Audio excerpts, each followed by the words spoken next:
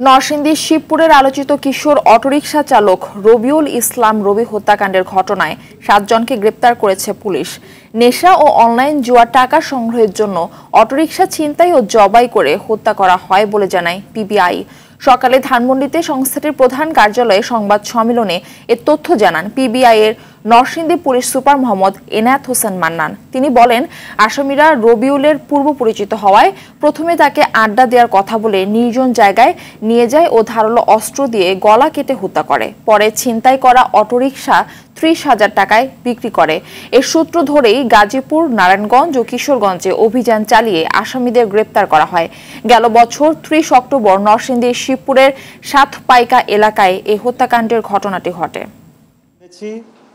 যারা বিক্রি করেছে, বাড়িতে রেখে কালার চেঞ্জ করেছে, মডেল চেঞ্জ করেছে, তাদের প্রত্যেকেই আমরা অ্যারেস্ট করেছি এবং তারা সবাই আমাদের কাছে 164 করেছে কোর্টে। 160 বিজ্ঞ আদালতে তারা স্বীকারোক্তি করেছে।